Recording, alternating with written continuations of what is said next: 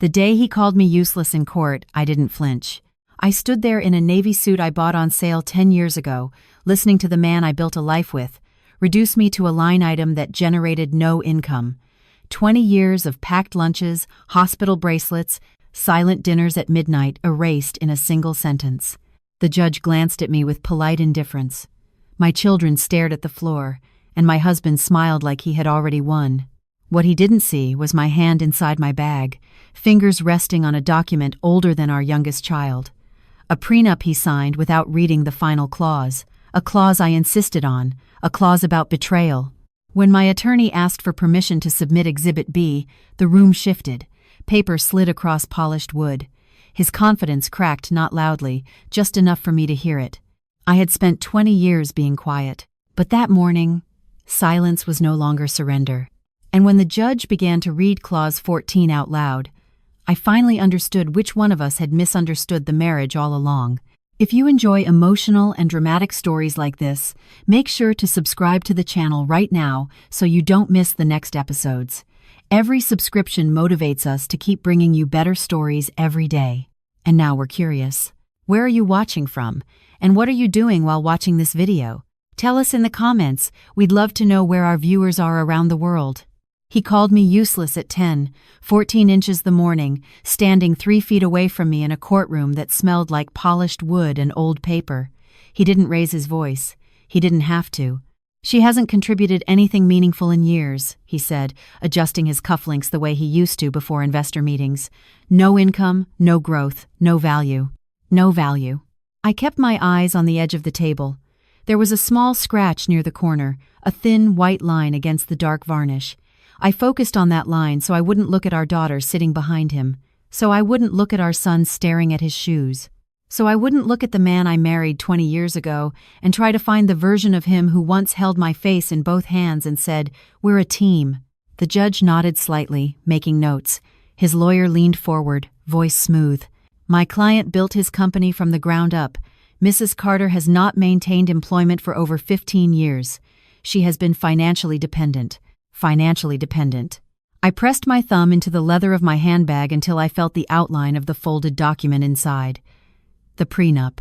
The paper we signed before we had gray in our hair, before we had children who now understood more than we wanted them to. The edges were worn from being unfolded and refolded over the years. Not because I was afraid, because I believe in reading what I sign. He cleared his throat. I carried this family, he said, not angrily, just certain. I paid for the house, the schools, the vacations. She stayed home. I remembered the year our son couldn't breathe without that machine humming beside his bed. I remembered learning how to clean the tubing, how to count seconds between shallow breaths. I remembered sleeping in a hospital chair while he texted, "Flight delayed, big client dinner." I remembered sending him pictures of our son's first night without oxygen support.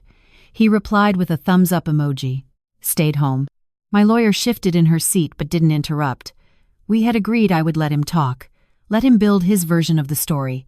Let him lay every brick exactly where he wanted it, because I knew what foundation it was standing on. He glanced at me then, finally. Just a flick of his eyes. Not anger, not regret, assessment, as if trying to calculate how much I would fight. As if 20 years of watching me smooth over arguments and swallow words had convinced him I would do the same here. I didn't move. My hand remained inside my bag, fingers resting on the folded weight of Clause 14. The clause he skimmed past because he was late for a meeting. The clause I insisted on after he said, "Trust goes both ways." The clause that mentioned marital misconduct in clean, clinical language.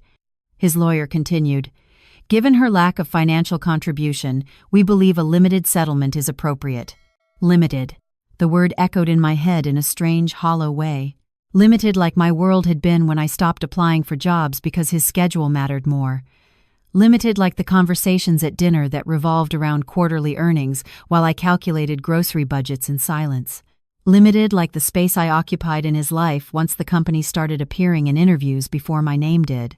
I could feel our daughter's eyes on my back, waiting to see if I would shrink, waiting to see if I would cry. I didn't. Instead, I slowly withdrew my hand from the bag and placed it calmly on the table. My lawyer looked at me, just a small question in her expression. I gave her the smallest nod. "Your Honor," she said evenly, "we would like to submit the prenuptial agreement into record, including Appendix B." He frowned slightly. "That won't change the core issue." I almost smiled. Almost, because he still thought the core issue was money. The bailiff took the document from my lawyer and handed copies forward. Papers slid across polished wood with a soft, dry sound.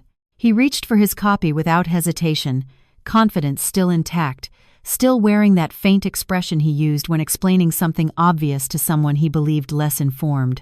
He flipped to the first page, then the second, then his fingers paused. Just briefly, and for the first time that morning, I saw something shift behind his eyes, not fear yet, not understanding, just the beginning of it. He had forgotten about Clause 14. And I watched that realization begin to settle into him, the way winter settles into a house that hasn't been properly sealed. Slow at first, almost polite, then impossible to ignore. His eyes moved back over the paragraph, not skimming now, but reading, truly reading, and the confidence he had been wearing all morning thinned just enough for me to see through it. His lawyer leaned closer, whispering in a tone that no longer sounded smooth, and for the first time since he called me useless, I felt the ground shift beneath something other than my own feet. The judge asked whether there was any dispute regarding the appendix, and his attorney requested a brief recess, 10 careful minutes granted, to examine what should have been examined 20 years ago. As the room loosened into low conversation and the scrape of chairs against wood, I stayed seated, smoothing my palm over the table as if I were calming a restless child, aware that my heartbeat had changed rhythm. It was no longer racing to keep up with humiliation. It was steady, deliberate, almost patient.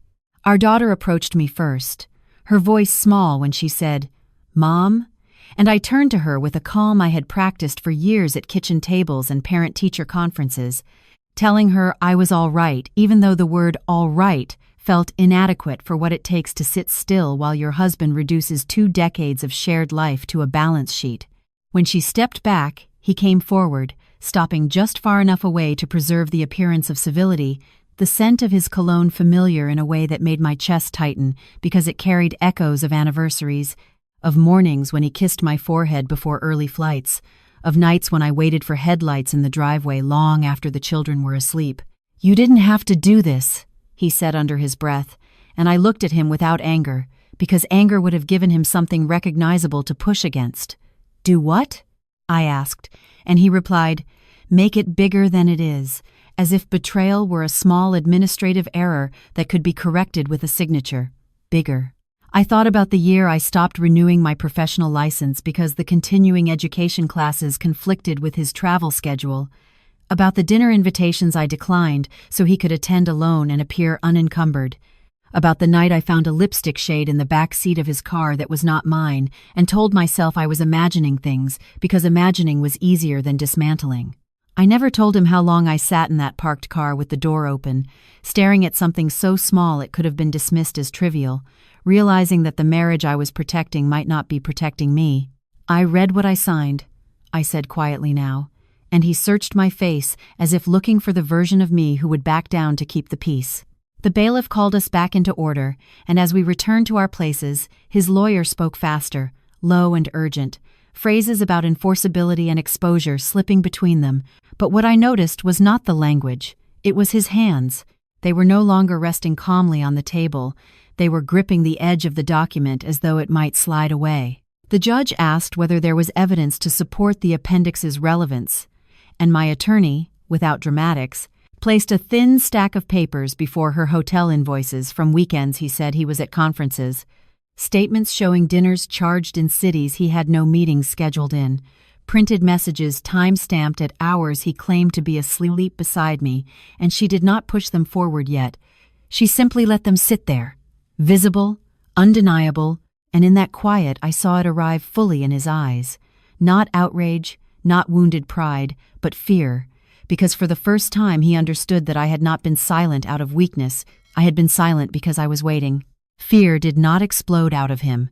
It narrowed him, pulled his shoulders in just slightly as the judge asked whether the agreement had been entered voluntarily by both parties, and his lawyer, after a pause that felt longer than it was, admitted that it had.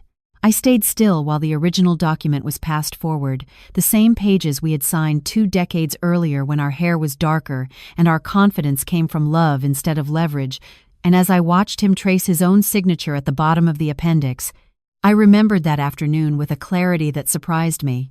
Remembered the way he kept checking his watch because he had a meeting across town. Remembered how the attorney had explained standard provisions about property and support, while he nodded impatiently, eager to be done, eager to return to what he believed mattered more.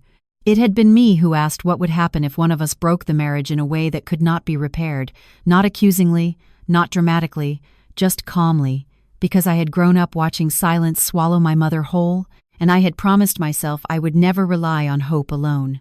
The attorney had added a paragraph concise, unemotional, stating that verified infidelity would constitute material breach with financial consequence, and he had laughed softly, squeezed my knee, and said, "That won't ever be relevant," before signing without reading further. I had signed too, but not before reading every line twice, not because I expected betrayal, but because I understood that love is not immunity.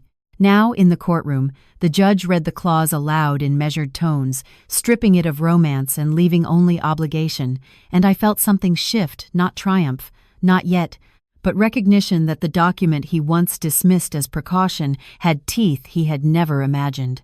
His attorney attempted to soften it, suggesting that 2 decades of marriage complicated interpretation, that intent mattered, that circumstances evolve, but the judge returned to a simpler question. Was the language clear, and had it been agreed to freely? Again, yes. I did not look at him as they spoke.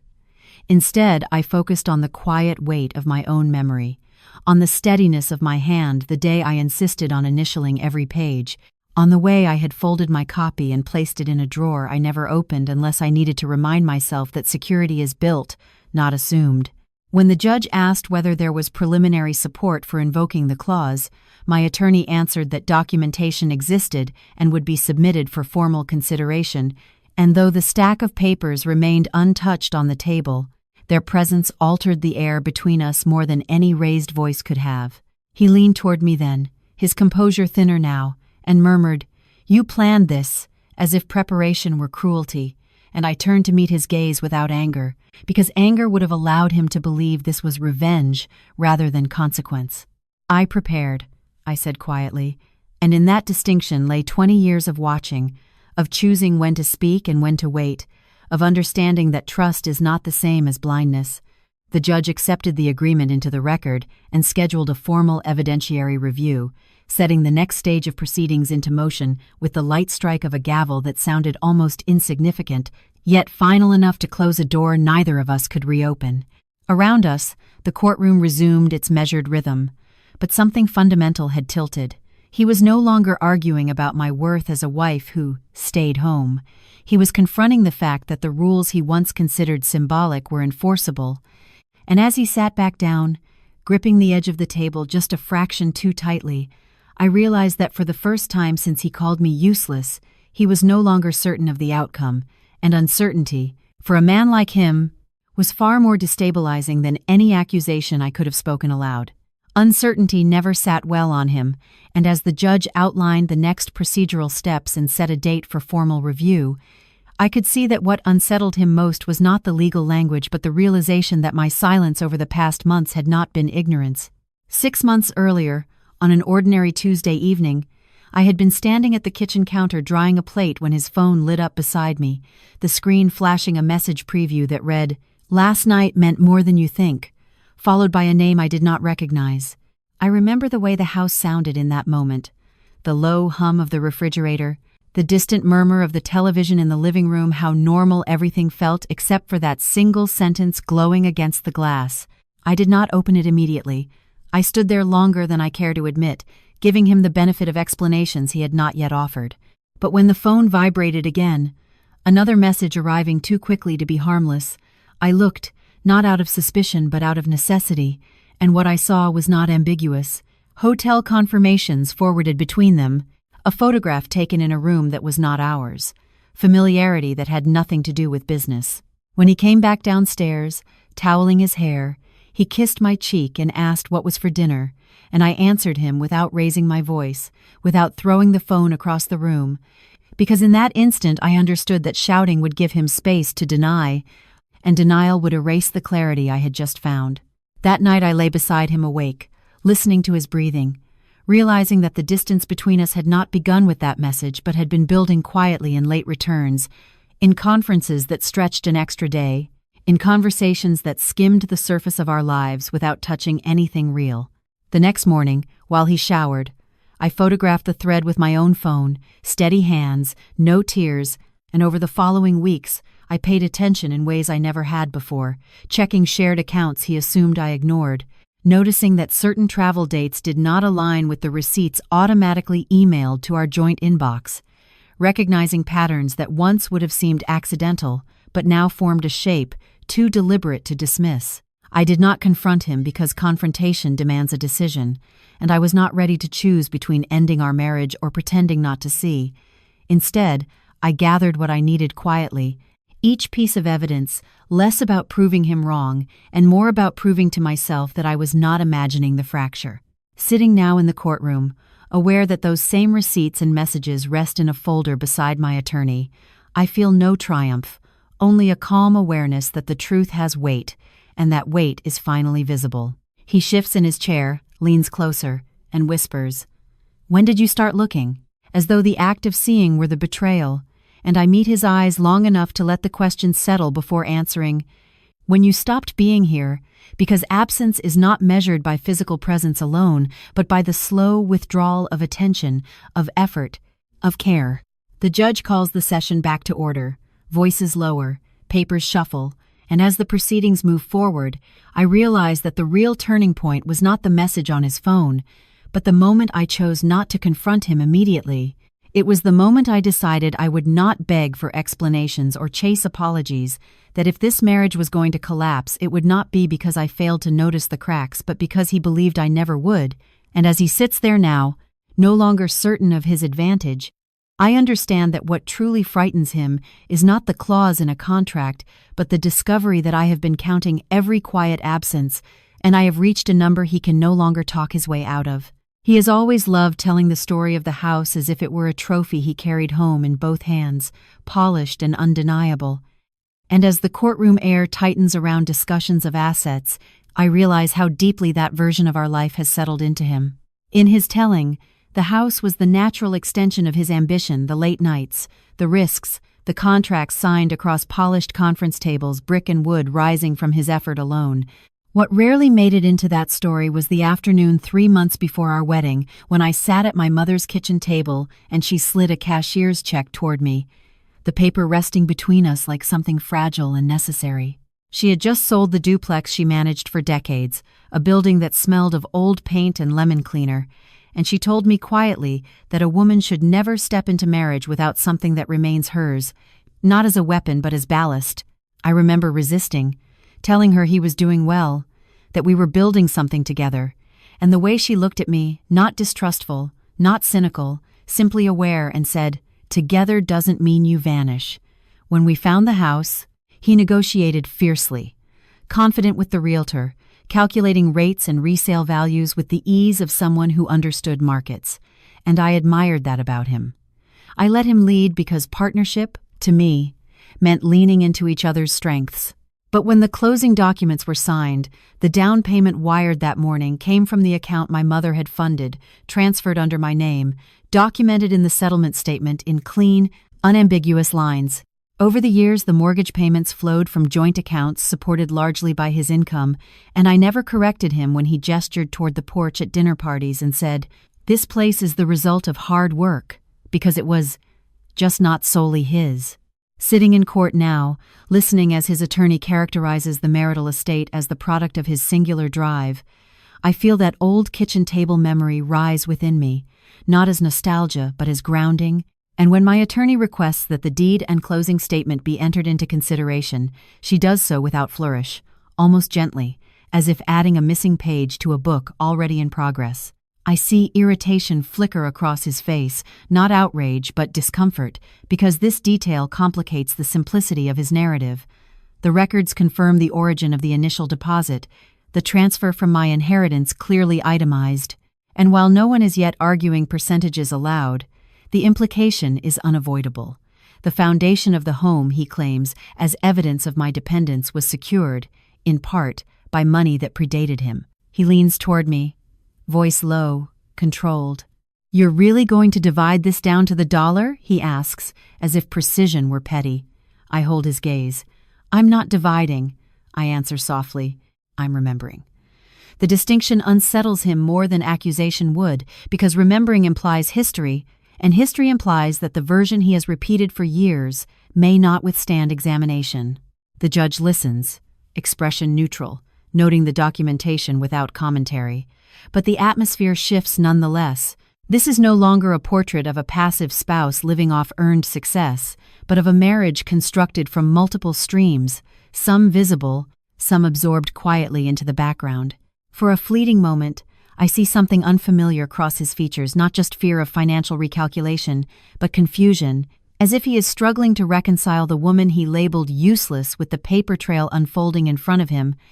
And I understand then that what truly destabilizes him is not the potential redistribution of property, but the erosion of certainty, because once the story he has told about himself begins to crack, he can no longer stand alone at its center without question, and as he turns his attention back to the judge, jaw set tighter than before, I sense that the next revelation will not be about money at all, but about something far harder for him to quantify. He has always believed that everything can be recalculated, renegotiated, reframed, and as the judge returns to Appendix B, I see him settle into the posture he uses when facing a difficult contract measured, controlled, prepared to concede small points to avoid catastrophic loss. But this is not a fluctuating market or a delayed shipment. This is language he once dismissed as symbolic, now being weighed in a room where symbols harden into consequence. My attorney rises and, without embellishment, states that documentation has been submitted establishing a pattern consistent with material breach under the agreement both parties signed voluntarily, and though her tone remains steady, the shift in the room is unmistakable. His attorney counters that marriages are layered, that private exchanges can be misinterpreted, that the court should be cautious in reducing 2 decades to selected records, and for a brief second, I almost admire the strategy, because it attempts to return us to ambiguity, to blur lines that the documents have already drawn in ink. The judge, however, does not ask about nuance. He asks whether there was, in fact, an extramarital relationship during the period outlined in the filings. The question lands cleanly. No room for metaphor, no shelter in corporate phrasing. He inhales slowly, glances at his attorney, and I watch the calculation flicker deny and risk deeper scrutiny, or admit and attempt containment. When he finally speaks, his voice is calm but thinner than before. "I engaged in conduct that was inappropriate," he says, choosing each word as if it were fragile, "but I dispute the financial interpretation being imposed." For a moment, the courtroom holds still around that sentence.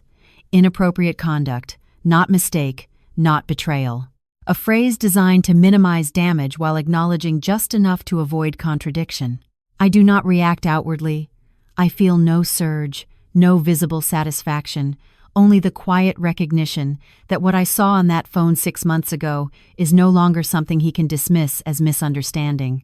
My attorney responds by clarifying that the agreement does not hinge on emotional language, but on verifiable behavior, and she references the documented travel inconsistencies, the corroborated hotel stays, the digital correspondence authenticated through records already submitted. She does not repeat every detail. She does not need to. The existence of proof now hangs in the air like a weight no one can ignore. The judge reviews several pages in silence before stating that, based on preliminary review, the clause appears facially enforceable pending full evidentiary proceedings, and the word enforceable settles over the room with more gravity than any accusation ever could. He turns toward me then, not openly hostile, not apologetic, but unsettled in a way I have never seen before. "You're willing to let this clause define everything?" he asks quietly, as if the clause is the aggressor in the room. I meet his eyes and answer with the same calm I have carried since this began. "It doesn't define everything," I say. "It responds to what you did. That distinction lands harder than raised voices ever would, because it removes the drama and leaves only cause and effect. The judge adjourns the session, setting the next hearing date, and as the gavel strikes, I notice that he does not immediately stand. His hand remains on the table, fingers pressing into the wood as though steadying himself against something shifting beneath him. Around us, attorneys gather files, chairs scrape, quiet conversations resume, but between us there is a different silence now, no longer the silence of avoidance, but of consequence beginning to take shape. And as I rise to leave, I realize that for the first time in 20 years, he cannot reposition this narrative to place himself safely at the center, because the contract he once treated as precaution has become a boundary he crossed, and boundaries, once proven, do not negotiate, they close. Boundaries once proven do not negotiate, they close. And as the financial projections are laid out in the courtroom, I see something in him shift beyond calculation. The numbers are not shouted. They are stated in the steady voice of a financial analyst explaining potential asset redistribution if Appendix B is enforced in full. Percentages, equity, required divestment. Words that have always lived comfortably in his vocabulary now sound heavier, less controllable. He leans forward when the valuation of his shares is summarized, interrupting with technical objections about timing, about market fluctuation, about methodology, and for a moment I recognize the version of him who thrives in boardrooms, confident, articulate, certain that complexity can be shaped into advantage. But the judge does not debate like an investor. He listens, asks whether the projections are within reasonable professional standards, and when the expert confirms they are, the conversation moves on without granting him the stage he is used to commanding. His phone vibrates against the wooden table, a low hum that seems louder than it should be in the controlled quiet of the room. He flips it face down without checking the screen, but it vibrates again minutes later, and this time he cannot stop himself. His eyes drop briefly, and I see the flicker of recognition, not of me, not of the judge, of someone outside this room who has begun to sense a tremor. He silences it quickly, but the interruption lingers. For years, he kept his professional world insulated from our marriage, as though the two could exist without ever colliding, and now the line between them has thinned to transparency. The analyst explains that if the clause is enforced as written, substantial restructuring may be required to satisfy the forfeiture without destabilizing existing obligations, and the phrase restructuring may be required hangs in the air like a crack spreading slowly across glass. I do not need to understand every financial nuance to recognize what that means for him. Meetings called in urgency, partners asking questions, the careful image of stability he has curated beginning to show seams. He shifts in his chair, jaw tight, hands no longer resting calmly but gripping the edge of the table as though bracing against movement no one else can feel. "You understand what this does," he says to me under his breath, not accusing, not pleading, but strained in a way I have never heard before. For a moment I consider the weight of his words, the employees whose salaries depend on quarterly confidence, the investors who trust projections, the structure he has built piece by piece over 20 years. I think about how often he described the company as if it were another child, something he nurtured, protected, prioritized. And then I remember the kitchen counter, the glowing message on his phone, the quiet accumulation of nights I sat alone telling myself not to overreact. "I understand what happened," I reply evenly, because the two are not the same. Consequence is not an act of aggression, it is a response. The judge notes that final determination will follow comprehensive review, but that preliminary assessment supports enforceability pending confirmation of valuations. There is no dramatic flourish. No raised voices, just a formal acknowledgement that the clause is not symbolic. It has weight, it has reach.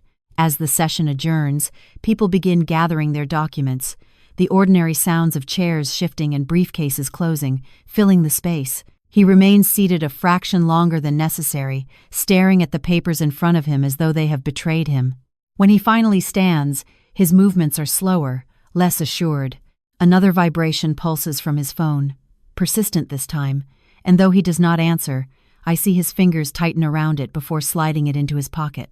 For the first time since he called me useless, I see something deeper than fear of financial loss.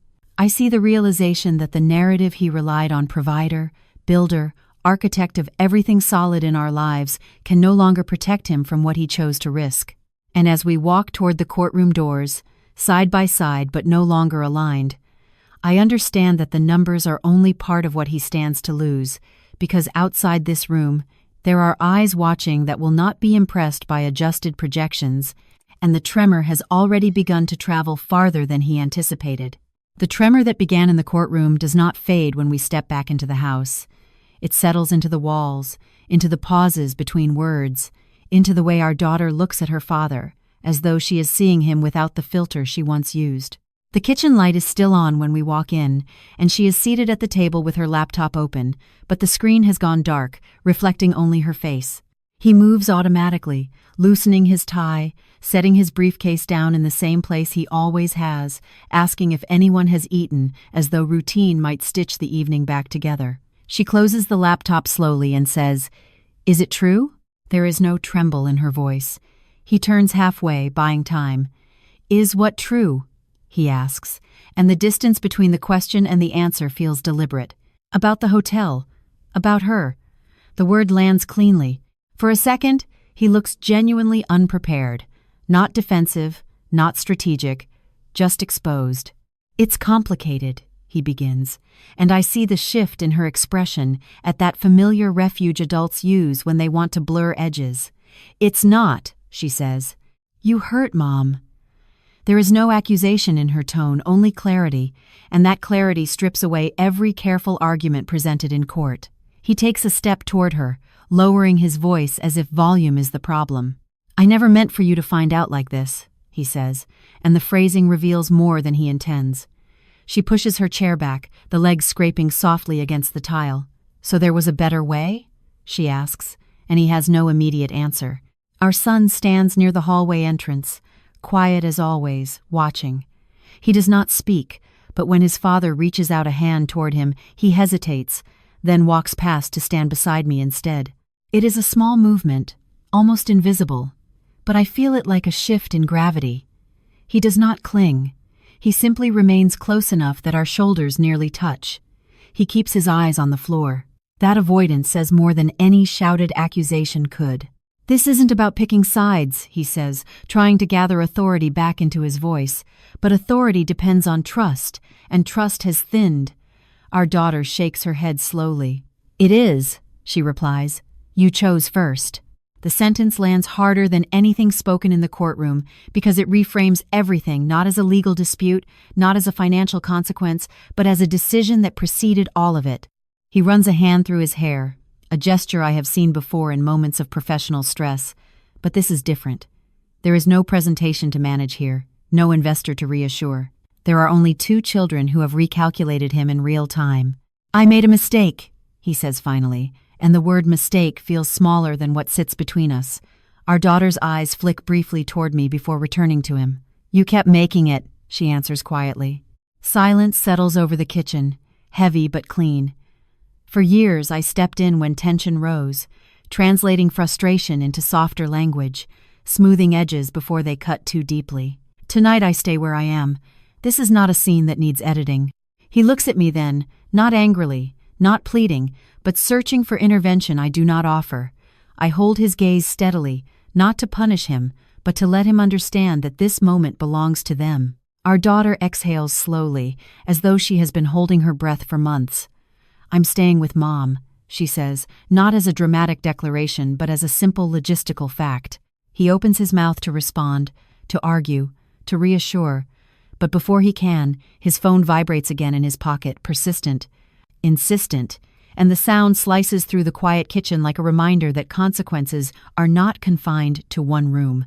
He glances down instinctively, torn for half a second between answering that call and answering his daughter, and in that hesitation, something fragile finishes breaking, because for the first time, the choice he makes next will not be about contracts or valuations, it will be about which loss he is willing to face first. For a fraction of a second, he stands there suspended between response and retreat, the glow of his phone fading on the counter as the ringing stops on its own. No one speaks. The silence that follows is heavier than the sound ever was, because now there is no interruption to blame, no external urgency to hide behind. Our daughter does not look at the device again. She looks only at him. "You always say you can fix things," she says quietly, "but you don't fix what you don't admit." He exhales, slow and deliberate, as if preparing for a negotiation.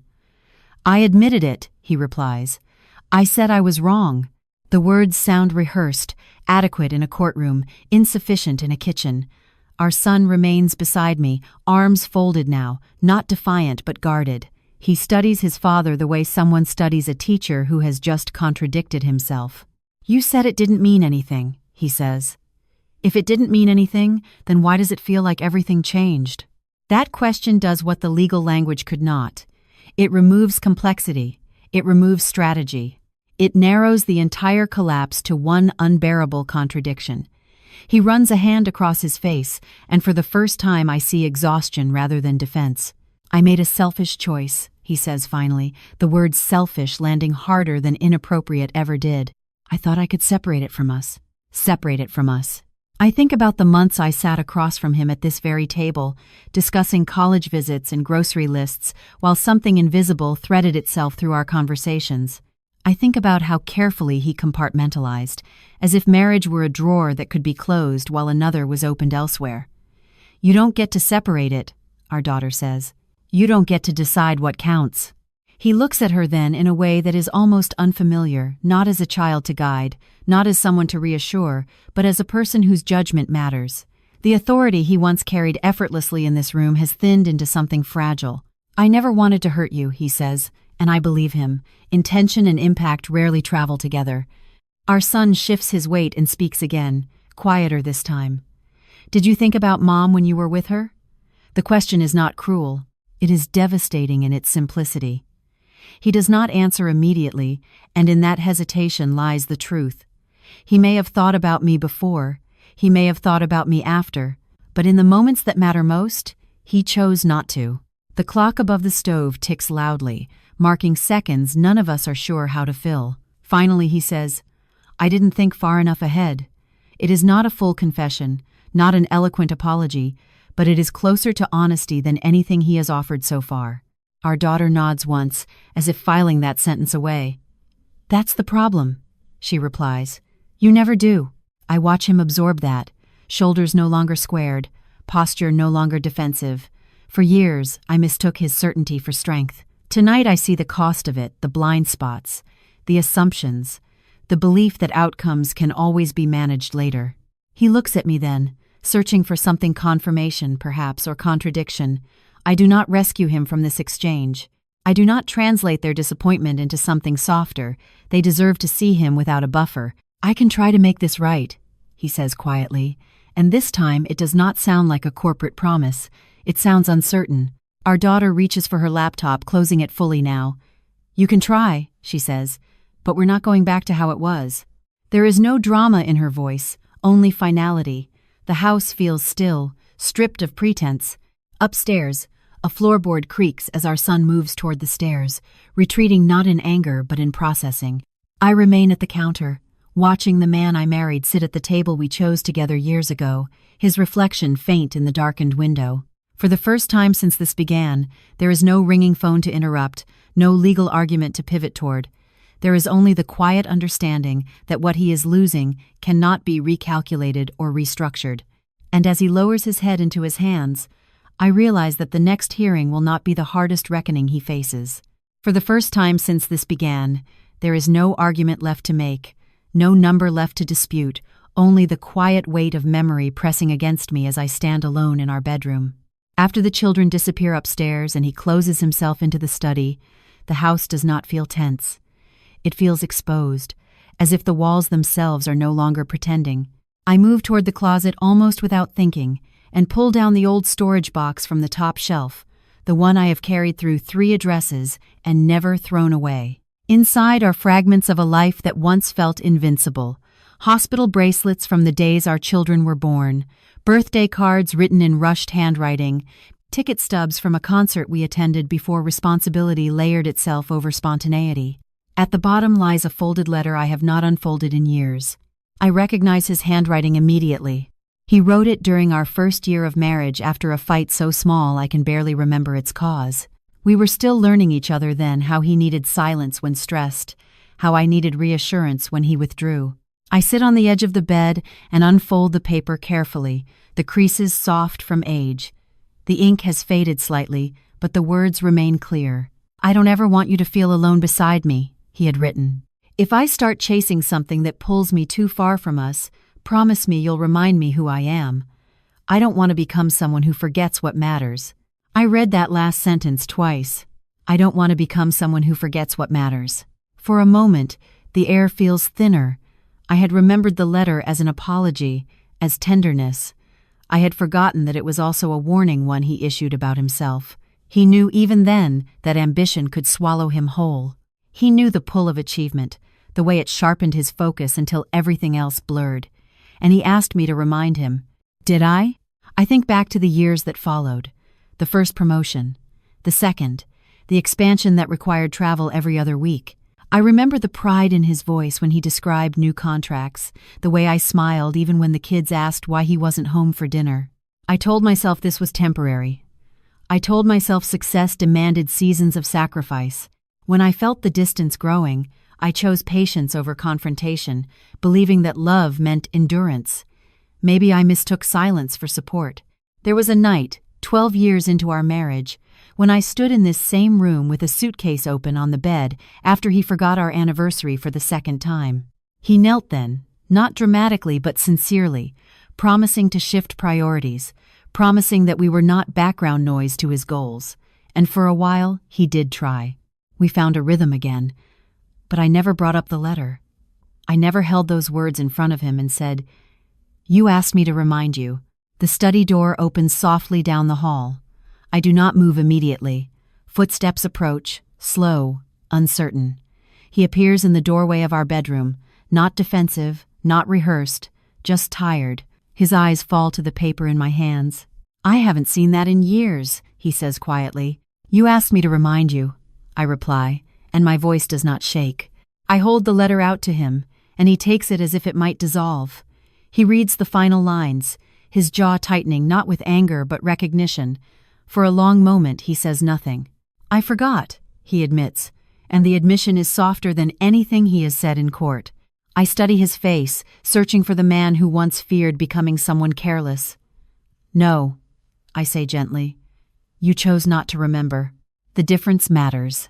He lowers himself onto the edge of the bed, the letter still in his hands, and for the first time since this began, there is no calculation behind his eyes, only the dawning awareness that the person he warned me about is the person he became. The house is quiet, but it no longer feels hollow. It feels honest. And as he looks up at me, the letter resting between us like evidence from a different lifetime, I realize that the next thing he says will determine not the outcome of a clause, not the distribution of assets, but whether the man who once asked to be reminded still exists at all. The letter rests between us like something fragile enough to break under the wrong sentence, and when he finally lifts his eyes from the page, I see a version of him I have not seen in years, not the executive rehearsing a defense, not the father trying to regain authority, but the young man who once sat cross-legged on a thin apartment carpet mapping out a future he believed would include me at the center of it. "I meant that," he says quietly, almost to himself. "Every word." "I know," I answer, because I do. The problem was never whether he meant it then. The problem is whether meaning survives neglect. He runs his thumb along the crease in the paper as if smoothing time itself. "I thought I was doing this for us," he says. "Building something secure, making sure you never had to worry." His voice doesn't rise. There's no attempt to justify the affair directly, only the familiar defense of ambition. I didn't see how far I was drifting. "You saw," I say, not sharply, not accusingly. "You just didn't stop." The truth hangs there, not cruel but clean. He closes his eyes briefly, absorbing it. "I never wanted to replace you," he adds, and I notice the word he chooses, replace, as if betrayal were a substitution rather than an erosion. "She wasn't." He stops himself, perhaps realizing that any description diminishes rather than clarifies. "It was escape," he finishes. "Escape." I study him carefully. From what? He hesitates, and for a moment I think he will retreat into something safe, something vague. Instead, he exhales slowly. From feeling like I was failing, he says. At work, at home, everywhere. I didn't know how to say that without sounding weak.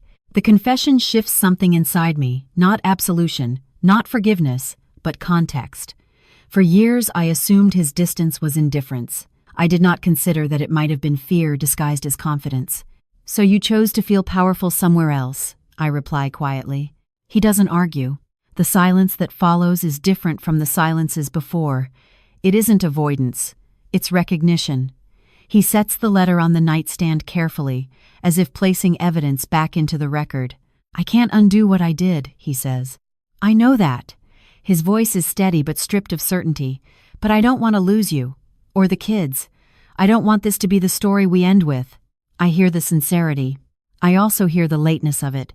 You already lost something, I tell him. You lost the version of us that didn't have to question everything.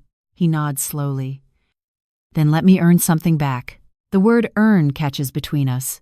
For 20 years, earning has been his language, earning income, earning status, earning respect. Now he is applying it to something intangible. I don't know whether to be moved or wary. Down the hall, a floorboard creaks softly. The children are awake, even if they are pretending not to be. Nothing in this house is insulated anymore. They heard more than we thought, I say quietly.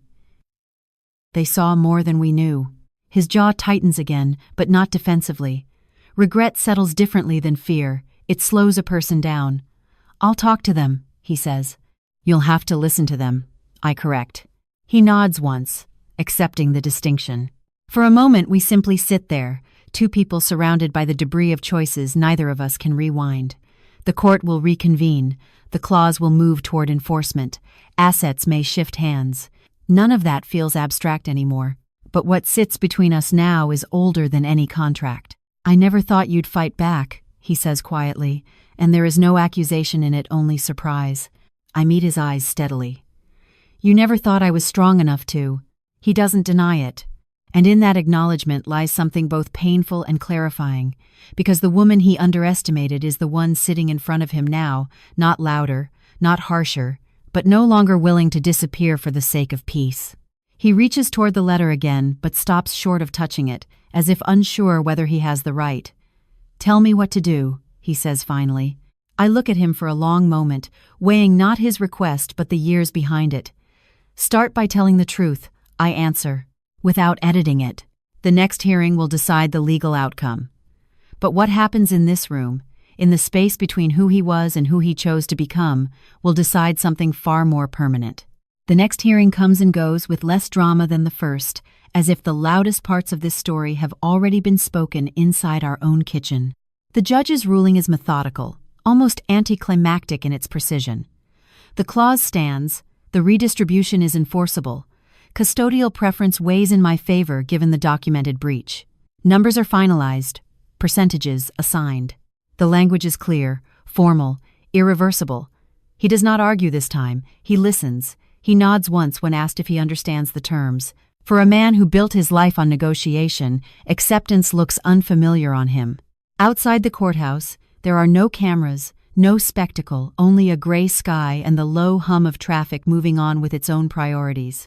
We stand a few feet apart on the steps, two people legally untethered in ways that would have terrified me months ago. He holds the copy of the ruling in one hand but doesn't look at it. Instead, he looks at me. I never said you were useless, he says quietly. It's almost ironic. That word careless, dismissive, spoken in confidence at the beginning of this unraveling, has echoed louder than any financial consequence. I study his face, searching not for apology but for ownership. You didn't have to say it before, I reply. You showed it. The truth of that doesn't wound him outwardly, but I see it land. The children are not with us today. They are in school, moving through algebra and history lessons, while their family rearranges itself legally. I insisted on that normalcy. They have carried enough. When I walk to my car, I feel the absence of weight I expected to feel triumph in.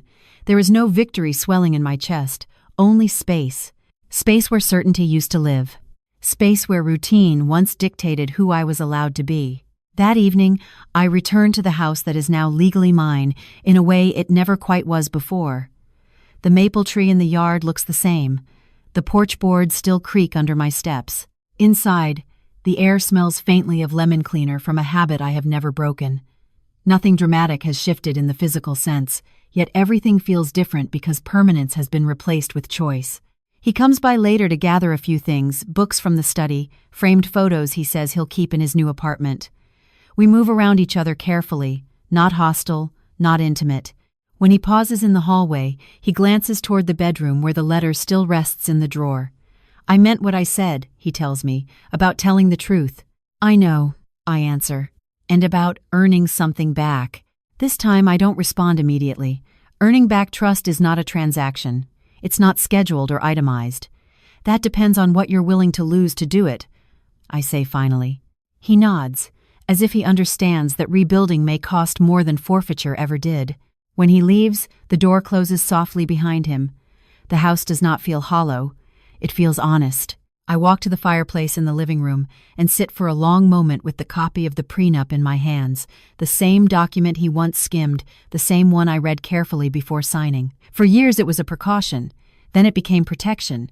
Now it feels like closure. I do not burn it.